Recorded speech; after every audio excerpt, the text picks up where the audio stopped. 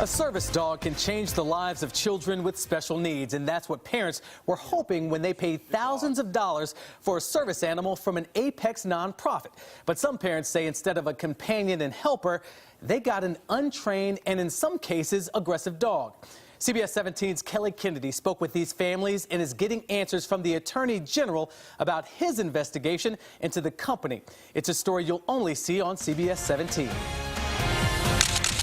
This North Carolina mom says her 11-year-old daughter with autism hasn't been the same ever since they purchased a service dog from Apex nonprofit Rycon. She barely sees the sunshine. She is not herself. I haven't had a hug since Mother's Day 2017. That's what it's done to our family. Rycon Service Dogs is owned by Mark Mathis. I introduced you to him back in 2017. He says he has a son on the autism spectrum and thought training a service dog could be a way to help him. Parents just kept approaching and asking if we would do a dog for them. I'm an engineer by trade, and I can tell you I don't get the same kind of job satisfaction from, the technical side of the fence as I do from working with these wonderful families. Fast forward almost 2 years later, and Rycon is closing up shop. This after dozens of parents have filed complaints with the Attorney General's office and even sued Mathis. Rachel Cummings spent thousands of dollars on one of these dogs for her daughter. She says it was completely untrained. She wouldn't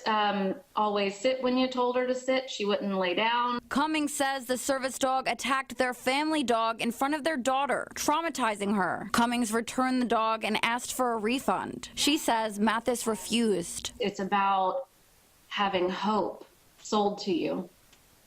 It's about believing your life can be better and spending a year when you're a 10-year-old little girl going to sleep every night with a picture of that hope sitting beside your bed and saying, there's only 6 more months till I get my service dog. That means in 6 months, I'll have friends. That means in 6 months, my life will be better than it is today. I can make it. And then for that to all come crashing down. Christian Poirier's son Daniel is also 11 years old. He's autistic and nonverbal. We started looking into getting a service dog for him because he's getting bigger and faster, and I'm getting older and older.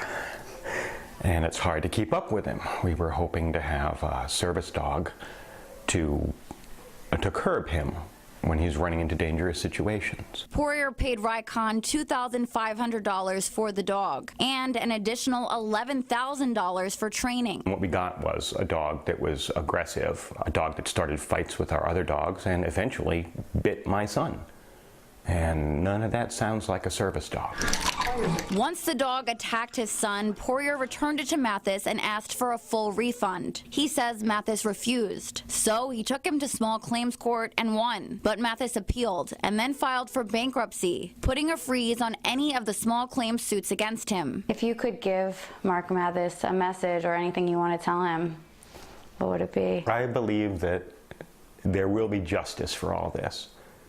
I believe that he's not going to get away with it. It's out in the light of day now. I went by Mathis's house. I'm here because multiple families have reached out to me saying you sold them a service dog that was untrained. Some families have even said that they paid for a service dog but never received it.